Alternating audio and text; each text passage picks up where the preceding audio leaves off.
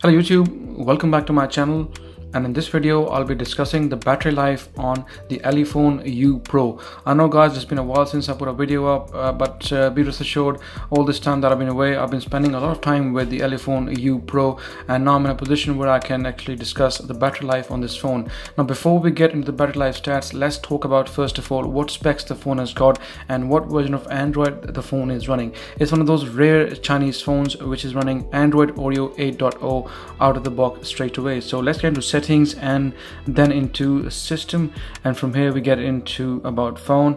And here you can see guys, it's running Android Oreo 8.0.0 along with the 5th of February 2018 patch level security update.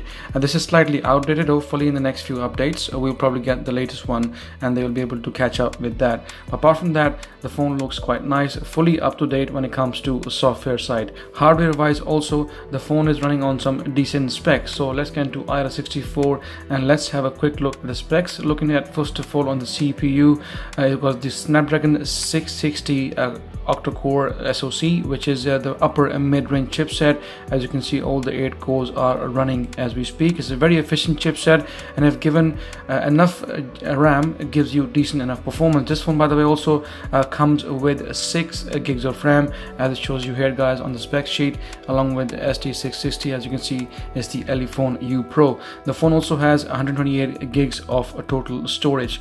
Okay, battery wise, the total size is 3550 mAh battery, and we have a 6-inch full HD plus screen. Without wasting any more time, let's quickly get started, and in my typical way I'll be showing you some screenshots which I've taken ever since I've been living with the phone. So starting off with the very first one, when I got the phone guys, straight away I received a couple of updates. As you can see, it says Elephone U Pro here. This update tells you about 4 sets of themes added, optimizing the clock display, weather feature, optimizing the camera shooting effect. So in general, it was an update for overall in the phone in general. Okay, once again, within the next couple of days I got yet another update, 97.23 meg. Also says solve the problem that call cannot be received and blah blah. As you can see, you can always pause the video guys and have a look at these issues, but it was too early for me when the updates hit the phone, so I wasn't able to actually look at those things. But I was more keen on updating the phone so I can have the phone in its latest update with the best performance possible. And then once more another update came along as well. Anyways, on the very first screenshot, you can see it was just 1:15 around just after midnight, and the battery, you can see, was down to 85%. And then when I checked it in the morning at 11:15, the battery had gone down to 82%, so a loss of around 3%, which is not looking too bad. A decent enough performance, happy enough for most people out there. Okay, on my first full charge, it took me 1 day and 11 hours to bring the battery down to 4%, as you can see here guys, and I was able to achieve a total of 6 hours of screen on time. This was the very first run out of the box after a full charge of 6 to 7 hours. That's what I normally do guys. I always put my phones when they are brand new on at least 4 to 5 or 6 hours of full charge, and to let the battery optimize the software. Even though some people might not agree to this, but that's what I do, and I find out in the longer run it's good for the phone. As long as you don't drain the battery out fully, it's good for the performance of the battery on the phone. Okay, that usage included, like I said, 6 hours of screen on time.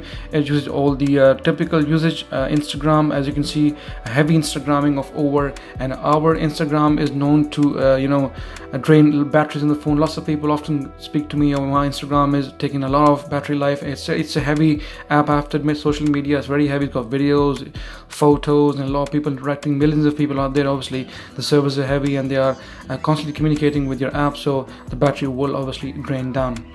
Okay, Chrome, Twitter, YouTubing, everything else, my social media bits and bobs. And like I said, it was a heavy usage on Wi-Fi, and it took me 1 day and 11 hours to bring it down to 4%, achieving a total of 6 hours of screen on time. Here once again I tested on the standby just past midnight. As you can see, the battery was down to 77%, and then when I checked in the morning around 10:18, the battery was down to 75%. Once again, a loss of around 2%. As I was using the phone more and more, the battery started settling down more, and it's a known fact. Everybody out there who's bought new phones, they know it takes about a few days, maybe a week, sometimes even over a week, for the phone to get the best possible performance out of the hardware and the software. Okay, so once again here I received yet another update. Now those of you who follow me, you must remember I did post up a video on the dual setup camera on the Elephone U Pro. We got a dual setup, 13 megapixel 2 sensors, and when I was testing the camera, the video was a bit jerky on certain settings. So I received this update whilst I was testing the camera. It says number 2, optimize the stability of the camera. Now I have made a video on the camera already, guys. Please do check out on the channel. I will leave a link down below. I did shoot the video before the update showing you what the problem was, and then after installing this update I shot another clip and I put them both in one video. So like I said, I will leave the link down below. Have a look and see. The problem on that camera is on these cameras still there. It hasn't gone yet, so hopefully in the next couple of updates Elephone will fix those issues. Okay, so here once again full charge down to 4%. It took me 1 day and 4 hours to bring it down to 4%, and I got a total of 5 hours and 37 minutes of screen on time, which is fairly good for a phone of this spec, this screen size and this battery. A bit better than the average flagship phone in 2018. Especially with my Samsung Galaxy S9, I'm really struggling with the battery, guys. I did tell you in my battery video review of the S9 that I'm not that impressed, and I think at times I feel as if S8 has got a better battery life than the S9. I'll probably be discussing the S8's battery life in an Oreo video very soon, guys, in the next few weeks, and we'll compare the S8 versus the S9 to see which phone has got better battery life. Anyways, like I said, once again, a social media use, bits and bother and everything, and it took me 1 day and 4 hours to get a total of 5 hours and 37 minutes of screen on time. So here once again I was testing the standby time. As you can see, the battery was down to 96% and just past midnight, and then when I checked in the morning at 9:22, the battery went down to 95%. Once again, standby wise only lost 1%. Overall it's a good performance, and it does hold the battery whilst you're asleep with Wi-Fi and 4G off, not on. Often people ask me, oh, my battery is draining quicker. And I asked them, have you got your Wi-Fi on, your 4G on? Yes, we have. And I always tell them, why is that the case? Even though we know Oreo and even the older updates are bound to, work in a certain way. They're supposed to make the phone go sleep. Whether you have the Wi-Fi or 4G on, it shouldn't really matter. In most cases, most phones do sleep, but sometimes the rogue app here and there can keep the phone up. So just to be on the safe side, I normally keep my 4G and my Wi-Fi off, so everything which is connected to the internet will stay off, every single app, and you have a better chance of you getting a good standby time during night time. Okay, so once again 4 hours and 27 minutes it took me.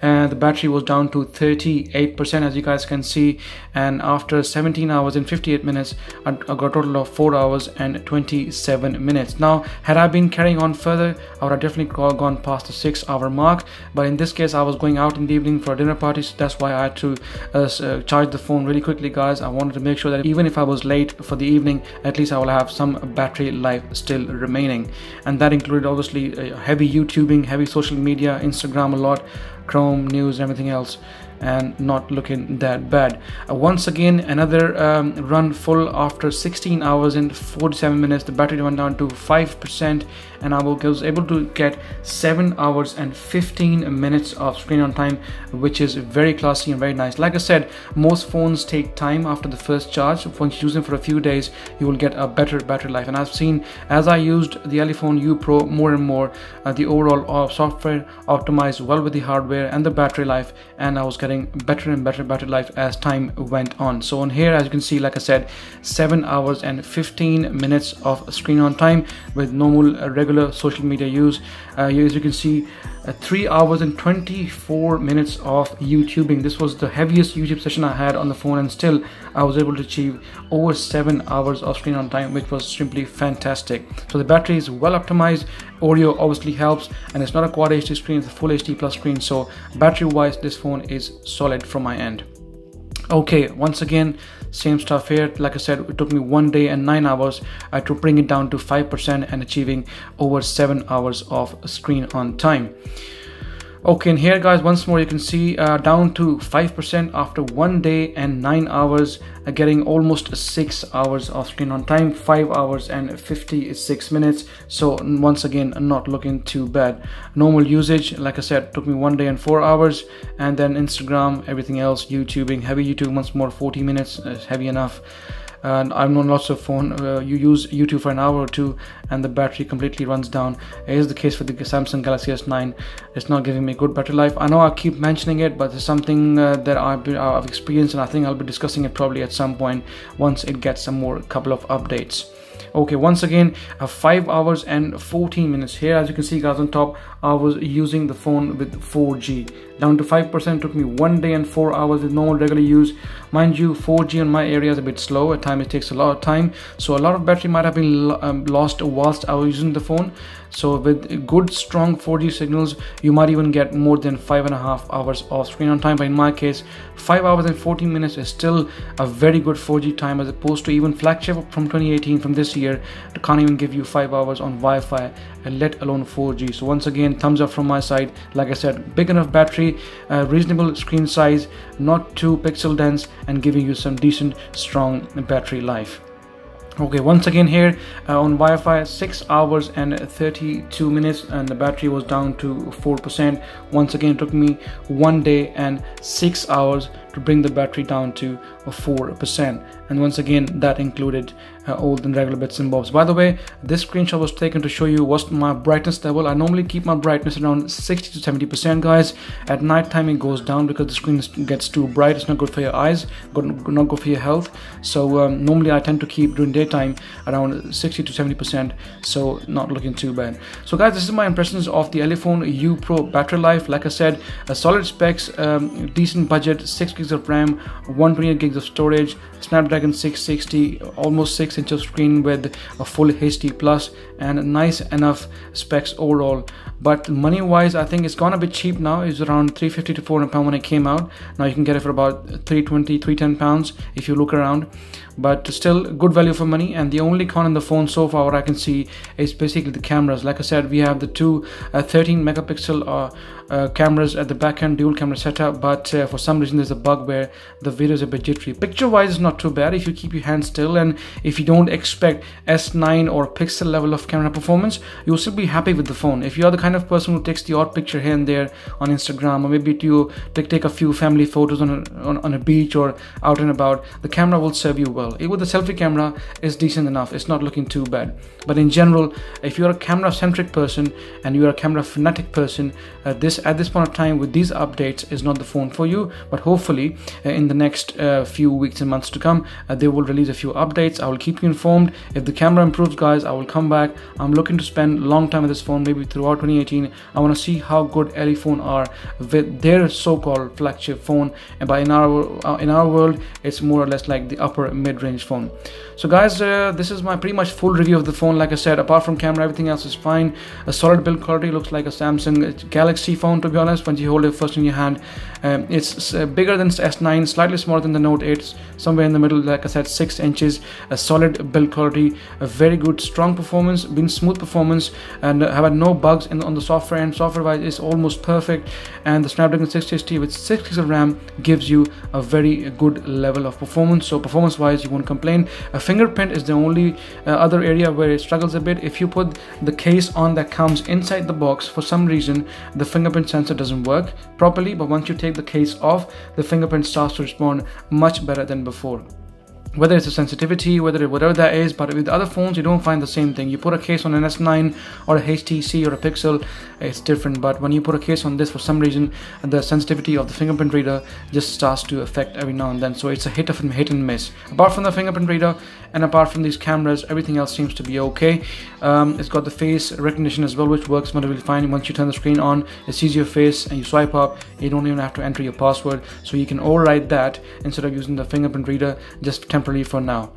Apart from everything else, guys, like I said, it's pretty much a full review. The phone is decent enough. From my side, it's recommended as long as you don't expect flagship performance in terms of camera especially. But hopefully, fingers crossed, if you want to save your money, buy a phone which is decent enough for the specs. I think it is still recommended as long as you can live with the cons. So guys, if you like my video, please give it a thumbs up. Any questions, please feel free to ask me in the comment section. And like always, please subscribe as it helps. And I shall see you in the next video.